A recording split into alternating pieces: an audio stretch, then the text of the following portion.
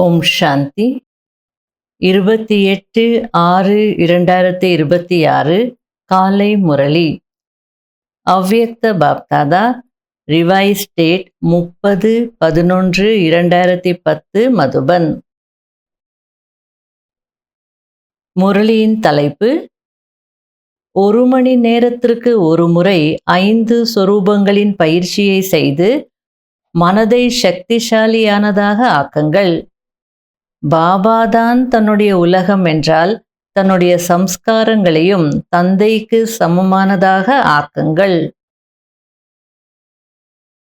இன்று பாப்தாதா ஒரே தேசத்தை சார்ந்த அனைத்து குழந்தைகளையும் சந்திக்க வந்திருக்கிறார்.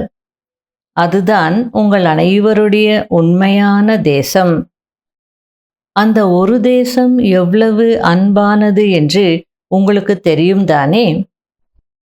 பாப்தாதாவும் அந்த தேசத்தில் இருந்துதான் அனைத்து குழந்தைகளையும் சந்திக்க வந்திருக்கிறார். குழந்தைகளுக்கு தந்தையை சந்திப்பதில் மகிழ்ச்சி, மேலும் தந்தைக்கு குழந்தைகளை சந்திப்பதில் மகிழ்ச்சி. அதாவது நாம் எல்லாம் மதுபனுக்கு போறோம் அப்படின்னா ஒரு குஷி இருக்கு, பாப்தாதாவை சந்திக்க போறோம் அப்படின்னு. அதே போல பாப்தாதாவுக்கும் குஷி இருக்கா, நான் குழந்தைகளை சந்திக்க போறேன் அப்படின்னு. இன்று பாப்தாதா குழந்தைகளின் அனைத்து ரூபங்களையும், விசேஷமாக 5 ரூபங்களை பார்த்து கொண்டிருக்கிறார். ஆகையால்தான் 5 முகங்களை கொண்ட பிரம்மா பற்றிய மகிமை இருக்கிறது. ஆக உங்களுடைய 5 ரூபங்களையும் நீங்கள் அறிவீர்கள் தானே? முதலாவது அனைவருடைய ஜோதிர்பிந்து ரூபம். அது உங்கள் முன்னால் வந்துவிட்டதா? எவ்வளவு பிரகாசித்து கொண்டிருக்கும் அன்பான ரூபமாக இருக்கிறது. இரண்டாவது தேவதா ரூபம். அந்த ரூபமும் கூட எவ்வளவு அன்பானதாகவும் தனிப்பட்டதாகவும் இருக்கிறது. மூன்றாவது மத்திய சுரூபமாகிய பூஜைக்குரிய ரூபம். நான்காவது சங்கமயுக பிராமண ரூபம். அதுவும் கூட எவ்வளவு மகானானதாக இருக்கிறது. ஐந்தாவது ஃபரிஷ்தா ரூபம். இந்த 5 ரூபங்களும் எவ்வளவு அன்பானதாக இருக்கிறது. இன்று பாப்தாதா குழந்தைகளுக்கு மனதிற்கான பயிற்சியை கற்பிக்கிறார். ஏனென்றால் மனம் அவ்வப்போது தன் பக்கம் இழுத்து விடுகிறது. அதாவது நாம தான் மனதை கவர்ந்து இழுக்கணும், நம்ம சொல்ற மாதிரி மனம் கேட்கணும். ஆனா சில நேரங்கள்ல என்ன ஆயிடுது, மனம் சொல்ற மாதிரி நாம செய்ய ஆரம்பிச்சிடுவோம். மனம் நம்மை தன் பக்கம் இழுத்துடுறது. எனவே இன்று பாப்தாதா மனதை ஒரே சீரான நிலைக்கு கொண்டு வரும் பயிற்சியை கற்பித்துக் கொண்டிருக்கிறார். முழு நாளில் இந்த 5 ரூபங்களின் பயிற்சியை செய்யுங்கள், மேலும் அனுபவம் செய்யுங்கள். எந்த ரூபத்தை நினைக்கிறீர்களோ அதை மனதில் அனுபவம் செய்யுங்கள். சும்மா நினைக்கிறது மட்டும் இல்லை, நீங்க எந்த ரூபத்தை நினைச்சு பார்க்குறீங்களோ அதனுடைய அனுபவத்தையும் செய்யணும் அப்படின்னு சொல்லிட்டு இருக்கிறார். ஃபரிஷ்தா ஸ்வரூபத்தை நினைச்சீங்கன்னா அந்த ஃபரிஷ்தா ஸ்வரூபத்தினுடைய அனுபவம் செய்யணும். அனாதி ரூபத்தை நினைச்சீங்கன்னா அந்த ஜோதிர்பிந்து ரூபத்தினுடைய அனுபவம் உங்களுக்கு ஏற்படணும். எப்படி ஜோதிர்பிந்து என்று சொன்ன உடனேயே அந்த பிரகாசமான ரூபம் முன்னால் வந்து விடுகிறது. அதேபோல் இந்த 5 ரூபங்களையும் முன்னால் கொண்டு வாருங்கள், மேலும் அந்த ரூபத்தை அனுபவம் செய்யுங்கள். ஒரு மணி நேரத்திற்கு ஒரு முறை 5 வினாடிகள் இந்த பயிற்சியில் ஈடுபடுங்கள்.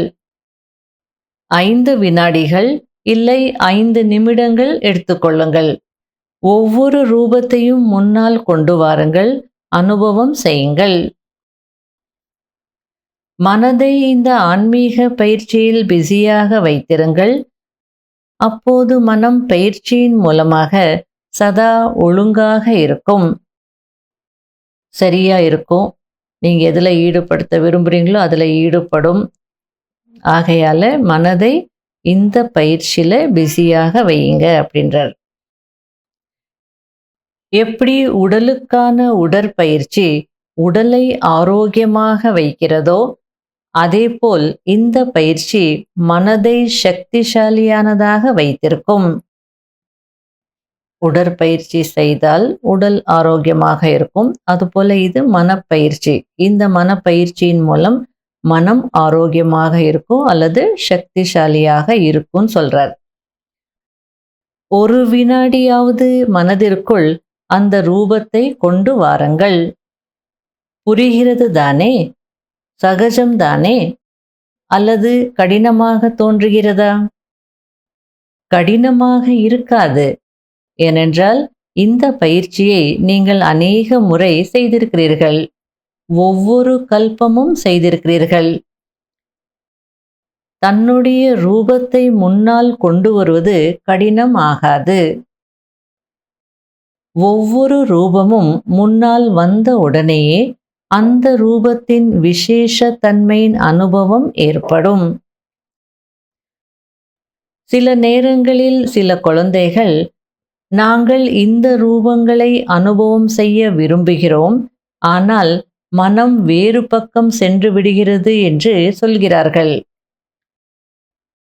எந்த இடத்தில் எவ்வளவு நேரம் மனதை நிலைநிறுத்த விரும்புகிறோமோ அதற்கு பதிலாக வீணான யதார்த்தமில்லாத எண்ணங்களும் வந்து விடுகிறது.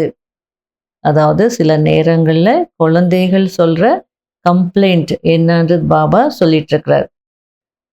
அதாவது பாப் தாதா என்ன சொல்லிட்டு இருக்கிறார் அப்படின்னா, குழந்தைகள் என்னவோ விரும்புறீங்க, இந்த நிலையில இருக்கணும், அனுபவம் செய்யணும், அந்த விருப்பம் எல்லாம் இருக்கு, முயற்சியும் செய்றீங்க, இருக்கவும் செய்றீங்க. ஆனா குழந்தைகளுடைய கம்ப்ளைண்ட் என்ன அப்படின்னா, இந்த ரூபங்களை எல்லாம் அனுபவம் செய்யணும்னு நினைக்கிறோம், விரும்புகிறோம், ஆனா மனம் வேறு பக்கம் போயிடுறது. ஆகையில எந்த இடத்துல எவ்வளோ நேரம் மனதை நிலைநிறுத்தணும்னு நாங்கள் நினைக்கிறோமோ அவ்வளோ நேரம் நிலைநிறுத்த முடியல. கூடவே வீணெண்ணங்களும் யதார்த்தம் இல்லாத அப்படின்னா சரியில்லாத எண்ணங்களும் வந்துடுறது அப்படின்னு சொல்லி நம்ம குழந்தைகள் பாபா கிட்ட சொல்றது பாபா சொல்லிட்டு இருக்கிறார். சில நேரம் மனதில் கவனக்குறைவும் வந்து விடுகிறது என்கிறார்கள். எனவே பாப்தாதா 1 மணி நேரத்திற்கு ஒரு முறை 5 வினாடிகள் அல்லது 5 நிமிடங்கள் இந்த பயிற்சியின் அனுபவத்தை செய்ய வைக்க விரும்புகிறார். 5 நிமிடங்கள் ஒதுக்கி மனதை இந்த பக்கம் செலுத்துங்கள்.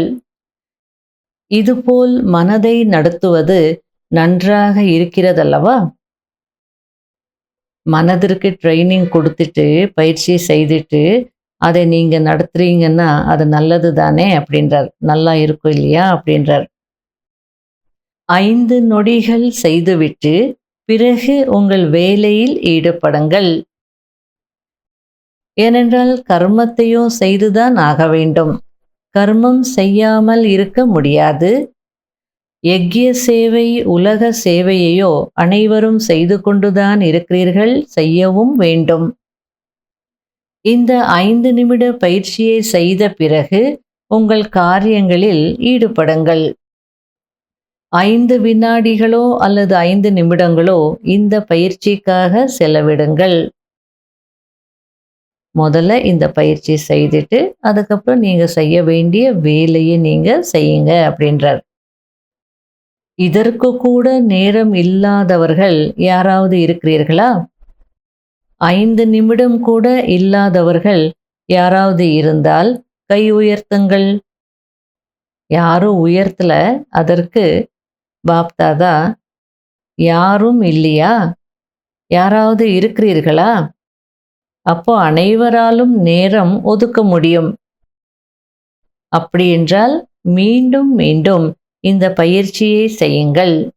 அப்போது கர்மம் செய்து கொண்டிருந்தாலும் கூட அந்த 5 ரூபங்களின் போதை இருக்கும். ஏனென்றால் தந்தையின் மந்திரமே மன்மனாபவ என்பதாகும்.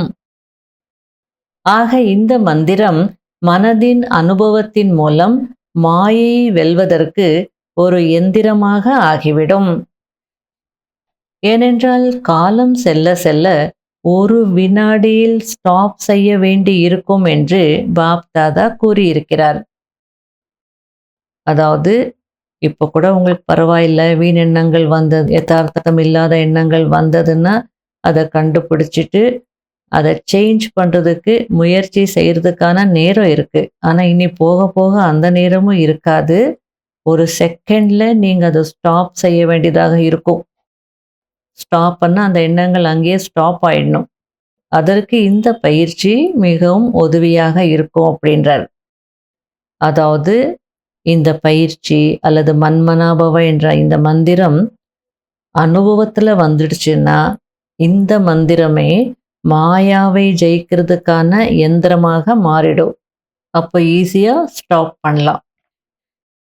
எனவே இந்த பயிற்சி செய்வதினால் மன்மனாபவ ஆகுவதினால், அதாவது மன்மனாபவ நிலையில் இருப்பதினால் உதவி கிடைக்கும். ஏனென்றால் பாப் தாதா பார்த்தார், நீங்கள் சொற்பொழிவு ஆற்றுகிறீர்கள் அல்லது யாருக்காவது செய்தி கொடுக்கிறீர்கள் என்றால் என்ன சொல்கிறீர்கள்? நாங்கள் உலகத்தை மாற்றக்கூடியவர்கள் என்று சொல்கிறீர்கள்.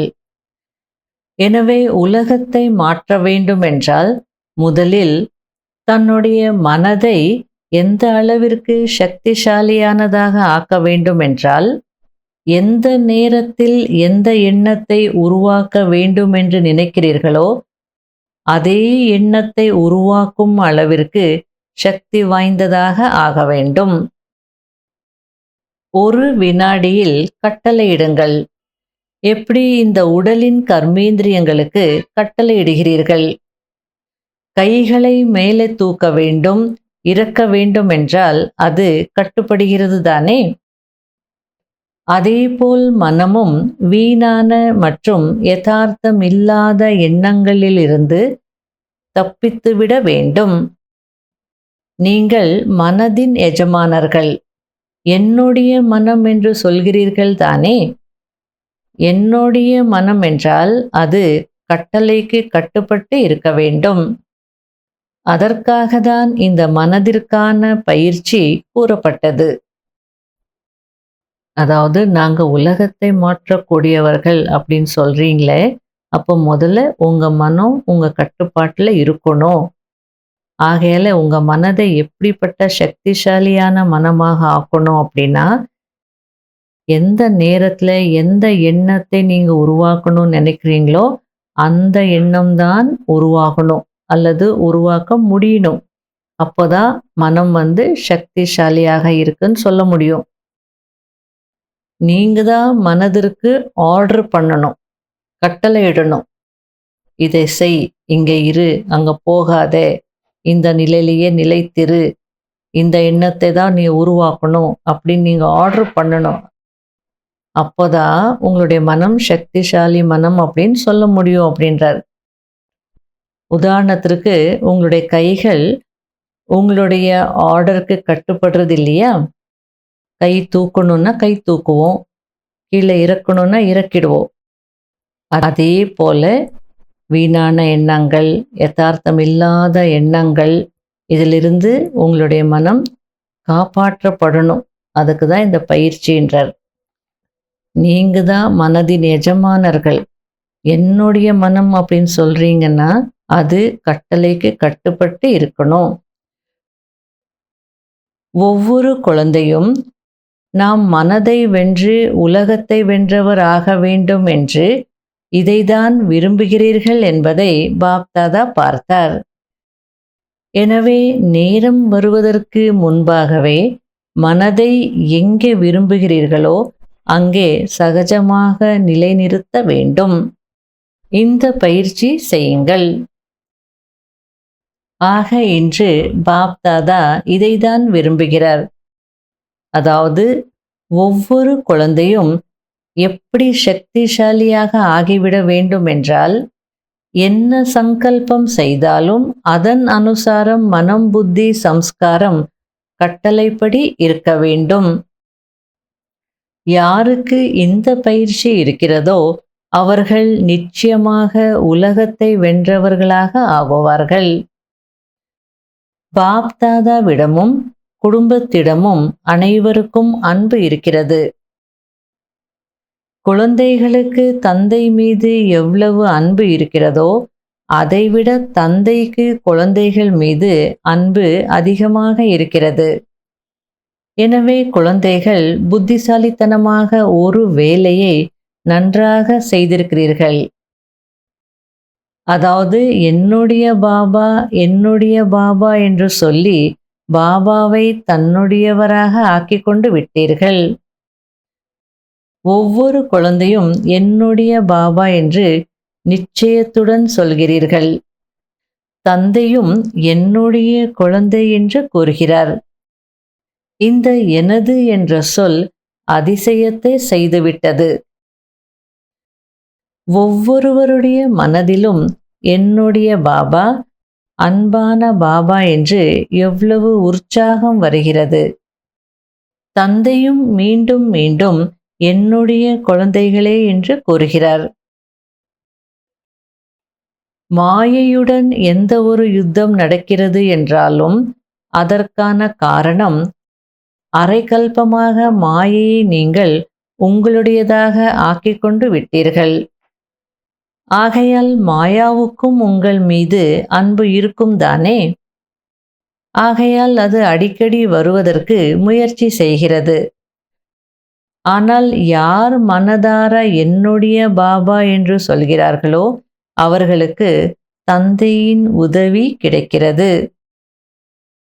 ஒரு முறை மனதார என்னுடைய பாபா என்று சொன்னீர்கள், 1000 மடங்கு சக்திசாலியான உதவி செய்வதற்கு தந்தை கட்டுப்பட்டிருக்கிறார். அனுபவம் இருக்கிறது தானே.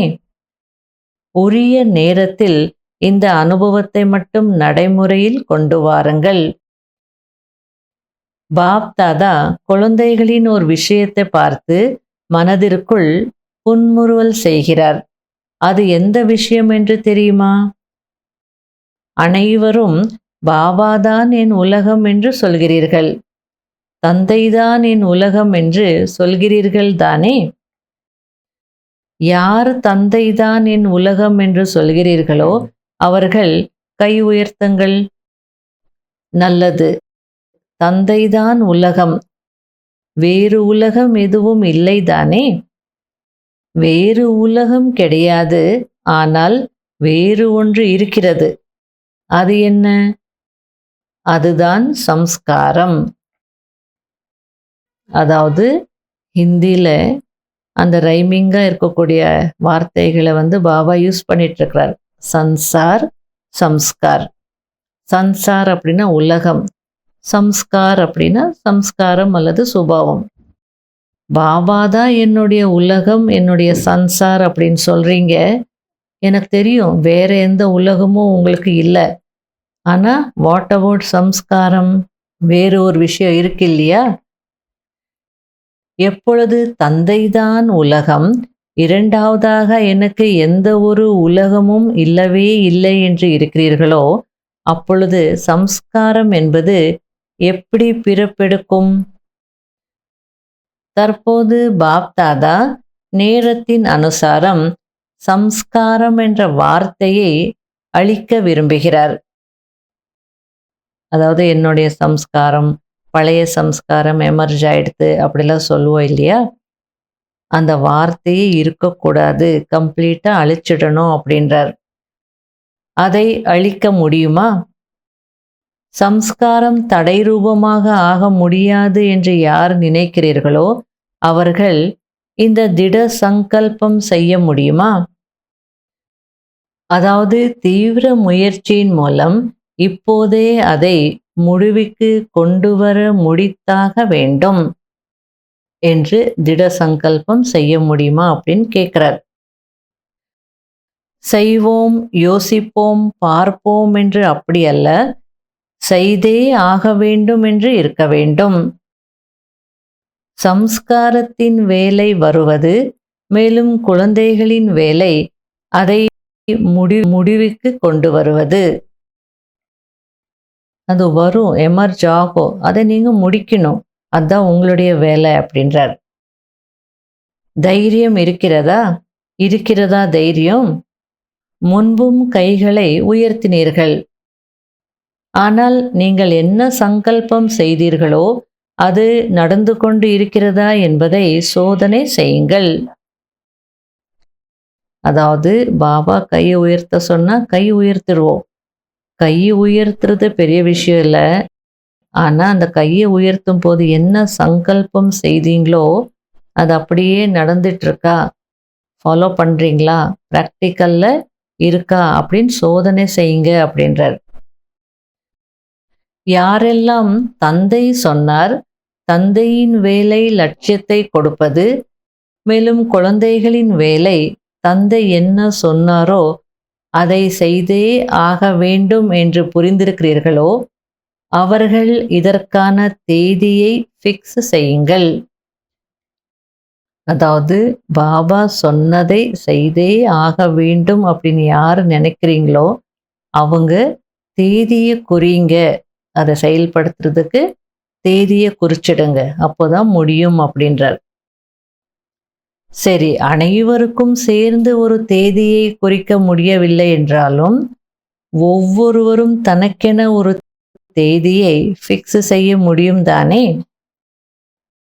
எல்லாருக்கும் நீங்க தேதியை குறிக்க முடியாது, ஆனா உங்களுக்கு நீங்க ஒரு தேதியை குறிக்க முடியும் இல்லையா?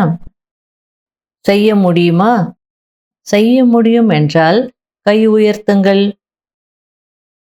அதாவது பாபா சொல்லிட்டாரு, அதனால நம்ம செய்தே ஆகணும் அப்படின்னு நினைக்கிறவங்க தேதியை ஃபிக்ஸ் பண்ணுங்க. அது செய்ய முடியும் தானே அப்படின்னு கேட்குறார். செய்து விட்டீர்களா? செய்ய முடியும்,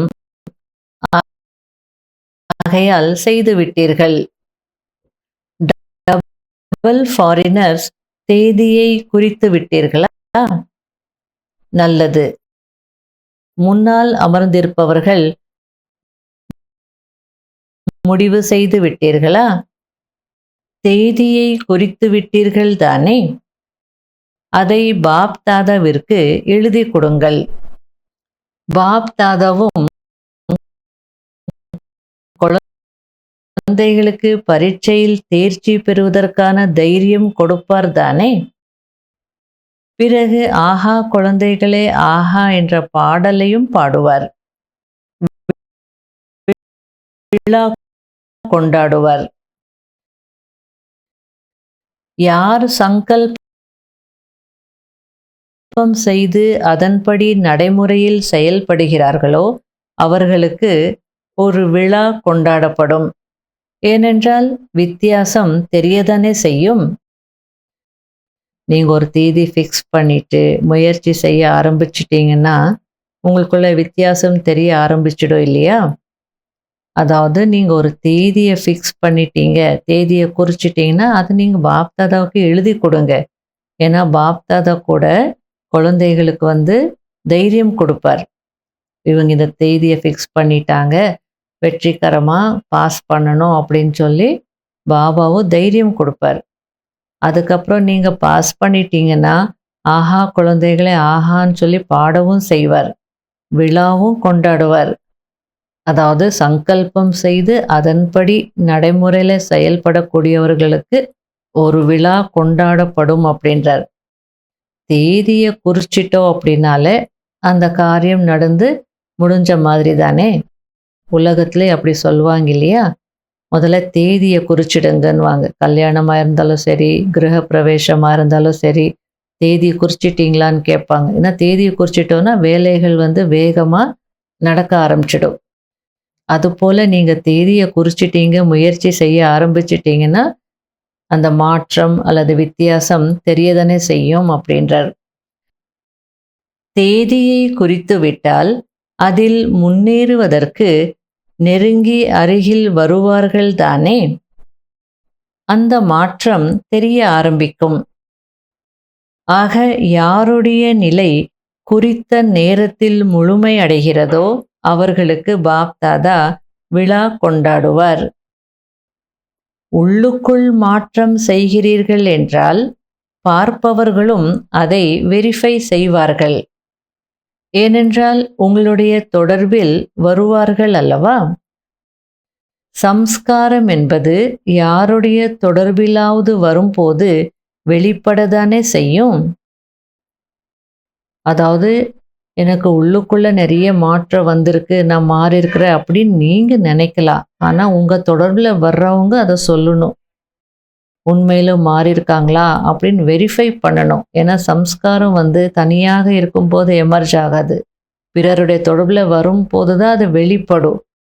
ஆகையில உங்க தொடர்புல வர்றவங்க சொல்லணும் அப்படின்றார். ஏனென்றால் நான் மாஸ்டர் சர்வசக்திவான் என்ற சுத்தமான போதை ஒவ்வொரு குழந்தையிடமும் இருப்பதை பாப் தாதா பார்த்தார். நீங்கள் மாஸ்டர் தானே? எப்பொழுது சர்வசக்திவானாக இருக்கிறீர்களோ அப்பொழுது செய்யக்கூடிய சங்கல்பம் பூர்த்தி ஆக வேண்டும் அல்லவா? இதுவும் கூட சக்தி தானே? நல்லது. இன்று முதல் முறையாக வந்திருப்பவர்கள் எழுந்து நில்லுங்கள். பாருங்கள் எத்தனை பேர் வந்திருக்கிறார்கள். பாப் தாதா வாழ்த்துக்களை கொடுக்கிறார். மதுபன் வந்ததற்கான வாழ்த்துக்கள், வாழ்த்துக்கள், வாழ்த்துக்கள். டூலேட் போர்டு போடப்படுவதற்கு முன்பாகவே நீங்கள் வந்துவிட்டீர்கள் என்று பாப் தாதா நினைக்கிறார். எனவே முழு குடும்பத்தினருக்கும் உங்கள் மீது ஒரு சுப ஆசை இருக்கிறது. அதாவது லாஸ்டாக வந்திருந்தாலும் கடைசியாக வந்திருந்தாலும் சதா டபுள் லைட் முயற்சி செய்து லாஸ்டாக வந்திருந்தாலும் ஃபாஸ்டாக செல்ல முடியும். பாப் தாதாவிற்கோ இந்த சுப ஆசை இருக்கத்தான் செய்கிறது. முழு குடும்பத்தினருடைய சுப ஆசையும் இதுதான். தைரியம் இருக்கிறதா? அதாவது லாஸ்டா வந்திருந்தாலும் ஃபாஸ்டா முயற்சி செய்து ஃபர்ஸ்ட் வர்றதுக்கு தைரியம் இருக்கா அப்படின்னு கேட்குறார். முழு குடும்பத்தினருடைய சுப ஆசையும் இதுதான். லாஸ்டா வந்திருந்தாலும் ஃபாஸ்டா போய் ஃபர்ஸ்ட் வரணும். இதுதான் பாப் தாதானுடைய ஆசை, குடும்பத்தினுடைய ஆசை. தைரியம் இருக்கிறதா? இன்று யார் வந்திருக்கிறீர்களோ அவர்களுக்கு இந்த தைரியம் இருக்கிறதா? லாஸ்டாக வந்திருந்தாலும் கூட ஃபாஸ்டாக சென்று ஃபர்ஸ்டில் வாருங்கள். முதல் நம்பரில் வாருங்கள். அதாவது ஃபர்ஸ்ட் அல்ல, ஃபர்ஸ்ட் கிளாஸில் ஃபர்ஸ்ட் வாருங்கள். முடியுமா? யாரெல்லாம் எங்களால் வேகமாக சென்று முதலிடம் பிடிக்க முடியும் என்று நினைக்கிறீர்களோ அவர்கள் கை உயர்த்துங்கள். உங்கள் மீது நம்பிக்கை இருக்கிறதா? நல்லது. பின்னால் இருப்பவர்கள் கை உயர்த்துங்கள். உங்களால் முடியுமா? நல்லது. கொஞ்சம் பேர் தான் கை உயர்த்தினாங்க. அதற்கு பாப் தாதா, குறைவாக இருக்கிறீர்கள். எண்ணிக்கை குறைவாக இருந்தாலும் முழு குடும்பமும் பாப் தாதாவும் உங்களுக்கு ஒத்துழைப்பு கொடுத்து உங்களை முன்னேற்ற விரும்புகிறார்கள். எனவே நீங்கள் எந்த சென்டரில் இருந்து வந்தீர்களோ அந்த சென்டரில் உங்களுடைய இந்த உறுதிமொழியை மீண்டும் மீண்டும் நினைவில் கொண்டு வாருங்கள். இது சாத்தியம்தானே? அசம்பவம் இல்லை, சம்பவம்தான். முடியாதுன்னு எதுவும் இல்லை, முடியும் அப்படின்றார். ஆனால் அதற்கு டபுள் கவனம் தேவை. நீங்கள் கடைசியாக வந்து முதலிடம் பிடித்து காட்டினால் அந்த சென்டரில் உங்களுடைய தீவிர முயற்சிக்கான தினத்தை, அதாவது தீவிர முயற்சி தினமாக அதை கொண்டாடுவார்கள், ஃபங்க்ஷன் செய்வார்கள். சீக்கிரத்திலும் சீக்கிரமாக தந்தைக்கு சமமாக ஆகியே காட்ட வேண்டும் என்ற ஆர்வம் அனைவருடைய உள்ளத்திலும் இருக்கிறது. பாப் தாதாவும் குழந்தைகள் அமிர்த வேளையில் தந்தையிடம் பேசும்போது மகிழ்ச்சி அடைகிறார். ஆஹா குழந்தைகளே ஆஹா என்கிறார். பழைய குழந்தைகளாக இருந்தாலும் சரி, புதியவர்களாக இருந்தாலும் சரி, தந்தை ஒவ்வொரு குழந்தைக்கும் தன்னுடைய இதயபூர்வமான ஆசீர்வாதங்களை கொடுக்கிறார். 1 அடி உங்களுடையது, 1000 அடி உதவி பாபாவினுடையது. ஏனென்றால் இப்போது காலத்தின் மாற்றம் மிக தீவிர வேகத்தில் சென்று கொண்டிருக்கிறது. நல்லது. நாலாபுறங்களிலும் உள்ள குழந்தைகள் தந்தையின் இதயத்தின் செல்லங்களாக இருக்கிறீர்கள். ஒவ்வொரு குழந்தையும் நாம் தீவிர முயற்சி செய்து தந்தையை வெளிப்படுத்த வேண்டும் என்ற லட்சியத்தை மீண்டும் மீண்டும் நினைவில் கொண்டு வருகிறீர்கள், கொண்டு வரதான் வேண்டும். அனைவருடைய உள்ளமும் என்னுடைய பாபா வந்துவிட்டார் என்று சொல்ல வேண்டும் என்ற அப்படிப்பட்ட ஊக்கம் உற்சாகம் கொண்ட சங்கல்பம் இப்போது பாப் தாதாவை வந்தடைகிறது. இந்த ஊக்கம் மற்றும் உற்சாகம் பெரும்பான்மையானவர்களின் உள்ளத்தில் வந்துவிட்டது. இப்போது அனைவருக்கும் சீக்கிரத்திலும் சீக்கிரமாக இந்த செய்தியை கொண்டு சேர்க்க வேண்டும், யாரும் வஞ்சிக்கப்படக்கூடாது என்பதுதான் பாப் தாதாவின் ஆசை. ஏதாவது கொஞ்சம் ஆஸ்தி அனைவரும் அடையட்டும். ஜீவன் முக்தி இல்லை என்றாலும் அன்பாக முக்தியின் ஆஸ்தியையாவது அடையட்டும். ஏனென்றால் தந்தை அனைவருக்கும் ஆஸ்தி கொடுக்க வேண்டும். எத்தனை பேருக்கு ஆஸ்தி கொடுக்க வைக்கிறீர்களோ அந்த அளவிற்கு உங்களுக்கும் உங்களுடைய ராஜ்யத்தில் ராஜ்ய அதிகாரி என்ற ஆஸ்தி கிடைக்கும். அனைத்து பக்கங்களிலும் உள்ள ஒவ்வொரு குழந்தையும் பாப் தாதாவின் மிகுந்த அன்பையும் ஆசீர்வாதங்களையும் ஸ்வீகாரம் செய்யுங்கள். வரதானம். தியாகம் மற்றும் தவத்தின் மூலம் சேவையில் வெற்றி அடையக்கூடிய அனைவருக்கும் நன்மை செய்யக்கூடியவர் ஆகுங்கள். எப்படி ஸ்தூலத்தில் நெருப்பு தூரத்திலிருந்தே தன்னுடைய அனுபவத்தை செய்விக்கிறதோ அதேபோல் உங்களுடைய தபஸ்யா மற்றும் தியாகத்தினுடைய ஜொலிப்பு தூரத்திலிருந்தே அனைவரையும் கவர வேண்டும். சேவாதாரியாக இருப்பதின் கூடவே தியாகியாகவும் தபஸ்வி மூர்த்தியாகவும் ஆகுங்கள். அப்போதுதான் சேவையின் உடனடி பலன் வெளிப்படையாக தெரிய வரும். தியாகி என்றால் எந்த ஒரு பழைய சங்கல்பமோ அல்லது சம்ஸ்காரமோ தெரியக்கூடாது. அதாவது இப்போ நம்ம ஏதாவது தியாகம் செய்கிறோன்னா அந்த பழக்கமோ அந்த குணமோ நம்மிடம் இருக்காது. அதுபோல பழைய சங்கல்பம் அல்லது சம்ஸ்காரம் இருக்கக்கூடாது அப்படின்றார். தபஸ்வி என்றால் புத்தியின் நினைவு அல்லது பார்வையில் ஆத்மஸ்வரூபத்தை தவிர வேறு எதுவும் தெரியக்கூடாது. என்ன எண்ணம் எழுந்தாலும் அதில் ஒவ்வொரு ஆத்மாவிற்கும் நன்மை அடங்கியிருக்க வேண்டும். அப்போதுதான் அனைவருக்கும் நன்மை செய்பவர் என்று சொல்லப்படுவீர்கள். ஸ்லோகன். தேக அபிமானத்தை கடந்து செல்வதற்கு சித்திரத்தை பார்க்காமல் உயிரோட்டமானதையும் சரித்திரத்தையும் பாருங்கள். ஷரீர உருவத்தை பார்க்காதீங்க, அந்த ஷரீர உருவத்தில் இருக்கக்கூடிய சைத்தன்ய சக்தி ஆத்மாவை பாருங்க, குணத்தை பாருங்க அப்படின்றார். அப்போதான் தேக அபிமானத்தை கடந்து போக முடியும். அவ்யக்த சமிகை. நீங்கள் அனைவரும் மாஸ்டர் உலகத்தை உருவாக்கக்கூடியவர்கள். இந்த நினைவின் மூலம் பணிவு என்ற குணம் மிக சகஜமாக வந்துவிடும். மேலும் எங்கே பணிவு, அதாவது சரளத்தன்மை என்பது இயல்பான ரூபத்தில் இருக்கிறதோ அங்கே மற்ற குணங்களும் தானாகவே வந்துவிடும். எனவே எப்போதும் இந்த நினைவு சொரூபத்தில் நிலைத்திருந்து பிறகு ஒவ்வொரு சங்கல்பம் அல்லது செயலை செய்யுங்கள்.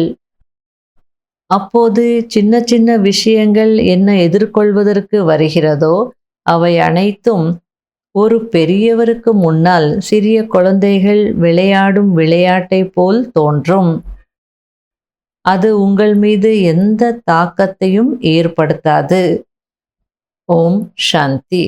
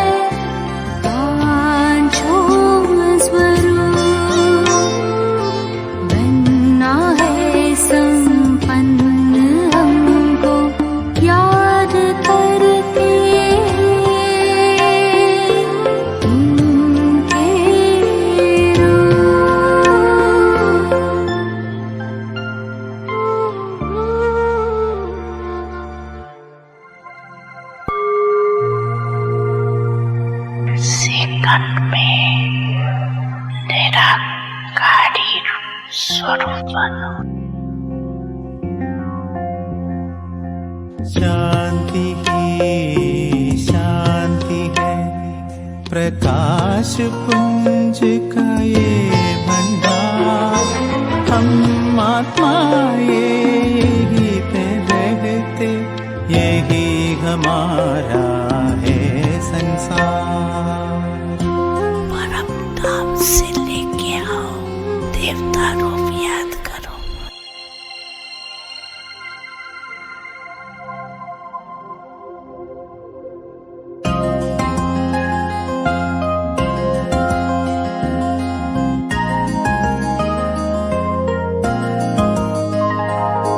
मोर मुकुट धार है, वैकुंठवासी है हम। ताज तख्त तिलक के देव कुल के हैं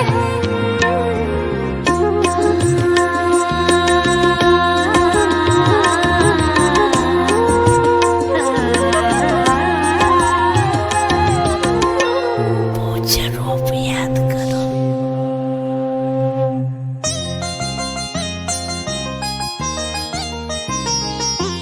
दिव्य नैन पावन मूरत, मंदिरों का ये अनोखा रूप।